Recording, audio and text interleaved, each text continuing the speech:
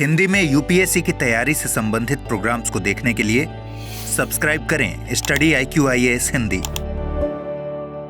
हम उस वायरस की बात नहीं कर रहे हैं जिसका ओरिजिन अभी हुआ है या फिर जिसकी हाइक आज आई है।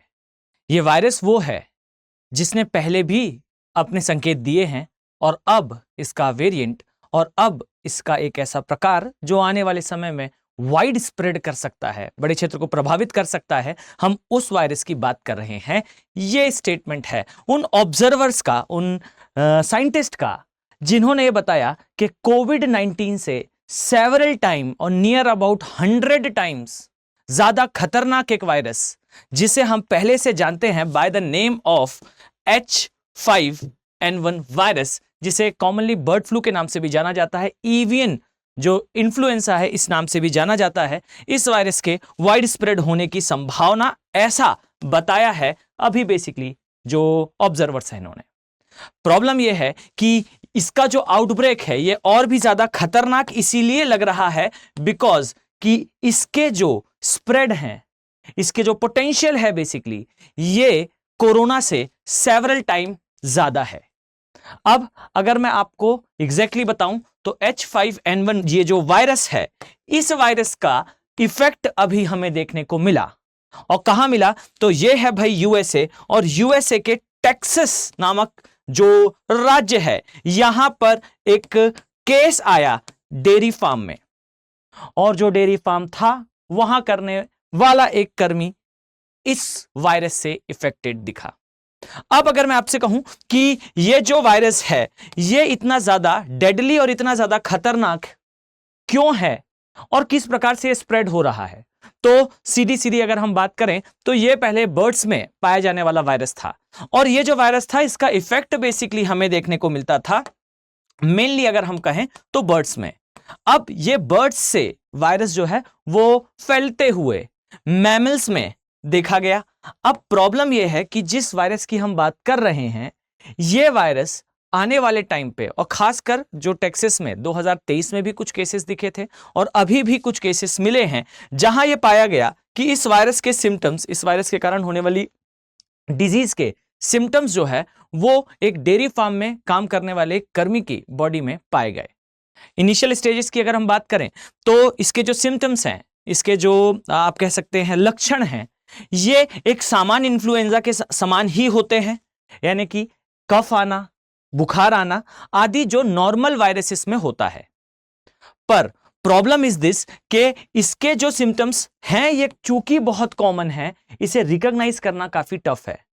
पर अगर मैं आपको एक शॉकिंग इंफॉर्मेशन दूं कि भाई कोविड-19 के केस में इसका जो डेथ रेट था अगर मैं आपको दिखाऊं तो ये जो डेथ रेट है ये नियर अबाउट 0.0%, 0.01% हुआ करता था। पर अगर मैं इस वायरस की बात करूं तो जो लास्टली स्प्रेड हुआ था वहां पर इसका जो डेथ रेट था यह बताया गया कि नियर अबाउट 52% था इनिशियल स्टेजेस में।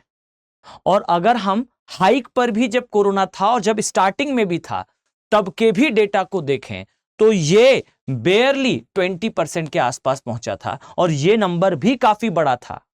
यानी कि कोरोना वायरस के केस में जो डेथ रेट था ये अपने पीक पर 20% पर आया था, और जो H1N1 ये इन्फ्लुएंजा या इसे एवियन इन्फ्लुएंजा या कई बार बर्ड फ्लू के नाम से जाना जाता है, इसका जब स्प्रेड हुआ तब के केस में डेटा जो हमारे पास था वहां डेथ रेट 52% के आसपास था, which is a shocking number. And the problem is अब जो इसका स्प्रेड देखने को मिला है, बेसिकली अभी जो इसके केसेस देखने को मिले हैं, यहां ऑब्जर्वर्स का, यहां पर रिसर्चर्स का, साइंटिस्ट का और डॉक्टर्स का यह कहना है कि प्रॉब्लम इज दिस कि आने वाले समय में अगर इसका वाइड स्प्रेड होता है यूएसए से कहीं बाहर के एरिया में, तब के केस में इसे कंट्रोल कर पाना काफी ज्यादा टफ होगा, नियर टू इम्पॉसिबल जैसा दिखाई देता है आज के पोटेंशियल के अनुसार अगर हम देखें तो। अब यहां पर बात यह आती है कि भाई ये वायरस जो है अगर इसका आउटब्रेक होता है तो इसका इफेक्ट प्राइमरली कहां दिखाई देगा। तो सबसे पहली बात तो ये वायरस जो है वो बर्ड से होते हुए मैमल्स में ट्रांसफर हो रहा है, इसके तो साक्ष्य हैं। इसका होना ह्यूमंस में अब ये दिखाई दे रहा है। अब चूंकि अगर ये ह्यूमंस में ट्रांसमिट हो रहा है और ये वाइड स्प्रेड करता है, तो प्राइमरली जो एनिमल बेस्ड कंट्रीज हैं उनमें सबसे पहले इफेक्ट देखने को मिलेगा।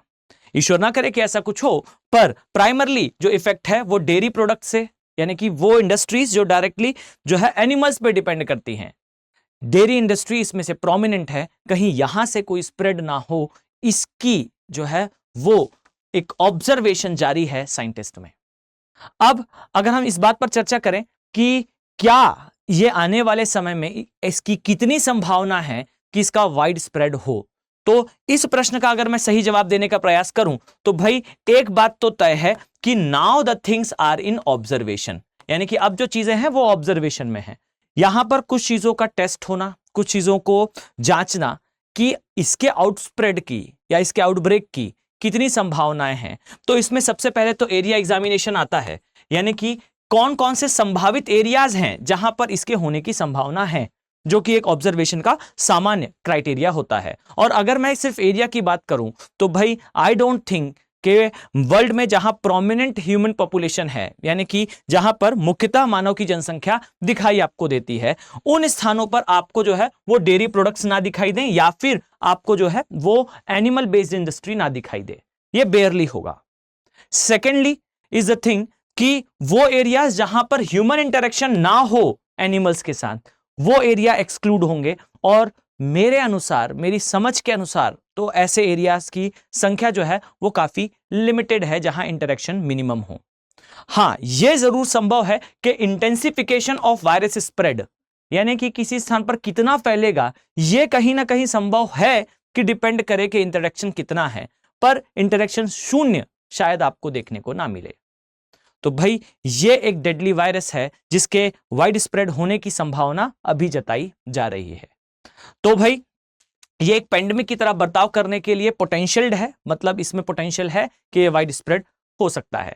आने वाले समय में इससे रिगार्डिंगली कोई भी अपडेट के लिए आप जो है वो हमारे साथ जुड़े रहें, और साथ ही आने वाले समय में अगर किसी प्रकार का और भी चेंजेस आते हैं, इसमें अपडेट आते हैं, तो definitely I will let you know. But before I leave, आप सबके लिए एक इंपॉर्टेंट अनाउंसमेंट है भाई।